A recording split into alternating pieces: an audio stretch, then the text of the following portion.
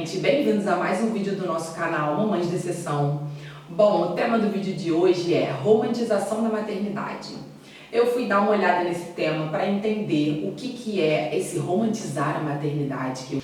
E eu vi muitos depoimentos de muitas mães, a maioria dos depoimentos, na verdade, que eu vi falando sobre isso, é de que a gente não deve ficar achando que depois da maternidade a sua vida vai ser só flores. Que ser mãe é uma coisa mágica, maravilhosa, que acabaram todos os seus problemas quando você se torna mãe, né? Que maternidade é uma coisa assim muito maravilhosa. Eu vi nos depoimentos as pessoas falando muito que a gente deve desconstruir essa ideia. Que são só flores na maternidade, né? Eu vi muitos depoimentos com esse tipo de comentários. Mas eu acredito que, mesmo com as dificuldades, né, a maternidade realmente não é uma coisa fácil, principalmente o início, a questão do sono, tem a questão da amamentação, depois um pouco vem a questão da culpa, né, que a mãe sente, a cobrança das pessoas, que agora você se tornou mãe, aí agora você tem que responder várias perguntas, porque agora você é mãe. Mas eu acredito que, com todas as dificuldades, eu consegui ter uma visão diferente com relação a essa romantização da maternidade. E resolvi fazer um vídeo para contar um pouco para vocês por que a minha visão é um pouco diferente dos depoimentos que eu li. Eu gosto sempre de tentar olhar para trás para entender um pouco do meu comportamento, como ele é hoje. No meu ambiente familiar, quando eu era adolescente, né, foram as lembranças que ficaram para mim, na verdade. Eu não tive muito vínculo amoroso. Se o meu ambiente não era um ambiente de muito carinho, de muito vínculo, de muito abraço, de muito beijo, eu acho que isso me faz valorizar muito o vínculo que eu quero ter com meu filho.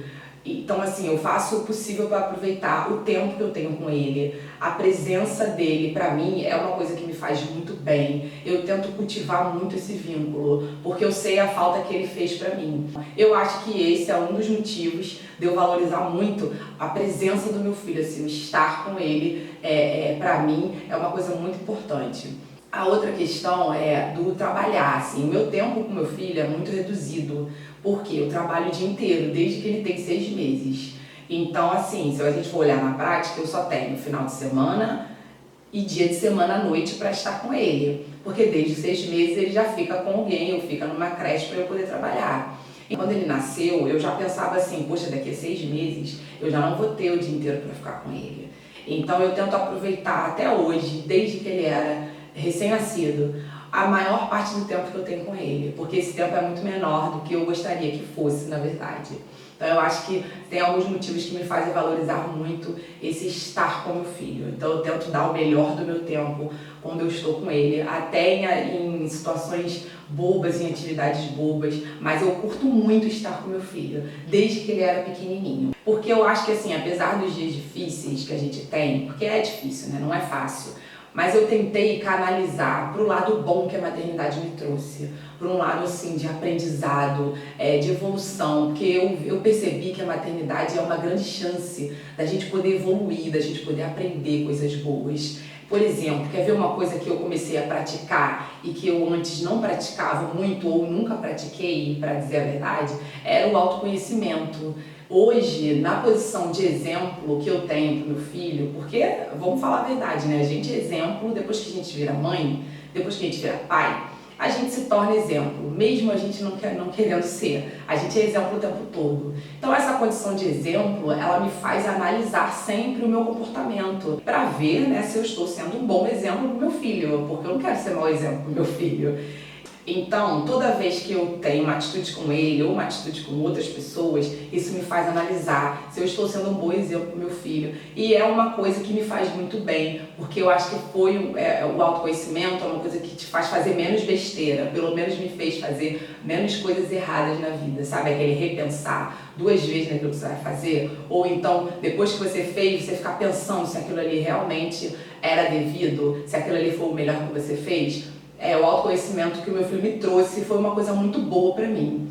A questão da irritação, eu vi muitos depoimentos de muitas mães falando sobre estresse e irritação, que a maternidade é um momento que estressa muito você. Sim, estressa, porque tem algumas mães que eu sei que tem problemas com a amamentação, né? Outros tipos de problema, como a questão do sono, que eu falei que eu acho que é um momento muito estressante. Mas o estresse e a irritação, eu tento fazer uma reflexão, sabe? Por exemplo, quando eu me irrito com meu filho por algum motivo, eu sempre penso se aquela irritação que eu estou tendo com ele é por um motivo devido mesmo, se eu me irritei com ele realmente porque ele fez alguma coisa errada, ou se eu exagerei, ou se eu tenho que voltar atrás e pedir desculpa, ou se eu tenho que realmente no outro dia falar, não, meu filho, eu me irritei com você, porque você fez alguma coisa, que você me deu um motivo, então eu me irritei com você, explico pra ele por que aconteceu aquele momento de irritação, estresse. Ou então não, eu vou lá e falo, meu filho, olha, ontem a mamãe exagerou com você, eu gritei, eu me irritei por causa de outros motivos, por causa de motivos que eram meus, assim, que não eram seus, então você me desculpa. Essa questão da irritação, ela me serviu como reflexão, sabe? Hoje eu sempre olho se a minha irritação, ela é devida mesmo, ou se eu tô me irritando, tô exagerando. A questão do exagerar, né? Eu tô exagerando com ele e com outras pessoas também. Outra questão que me faz achar, assim, que a maternidade pra mim, ela me trouxe uma coisa muito boa, foi o tipo de relacionamento que eu tenho com meu filho, assim. Eu acho que a relação que eu tenho com meu filho é a relação mais honesta, mais sincera, assim, mais amorosa que eu já tive na minha vida. Eu vou falar a verdade, assim, eu não me vejo amando uma pessoa mais que eu amo meu filho. E eu gosto muito desse estar com ele, sabe? Eu sempre falo pra ele assim, meu filho, você é a minha melhor companhia. Eu adoro estar com meu filho. É uma coisa que me faz pensar que a maternidade, pra mim, pelo menos, ela só me trouxe coisas boas, assim. Ela não me trouxe nada que eu possa reclamar, digamos assim.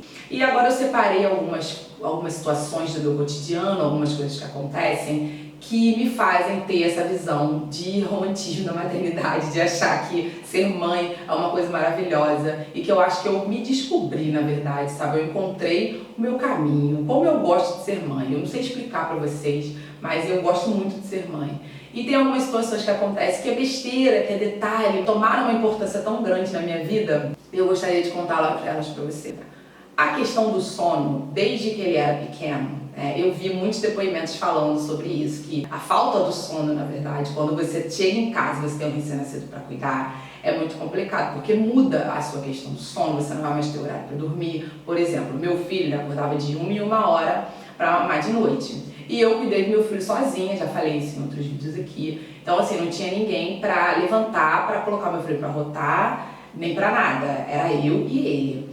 Mas a questão do sono, o que me fez ficar um pouco mais tranquila com relação à falta do sono, era assim, eu comecei a olhar para trás e entender como era a minha relação com o meu sono um pouco antes do meu filho nascer. A minha relação com o sono era essa.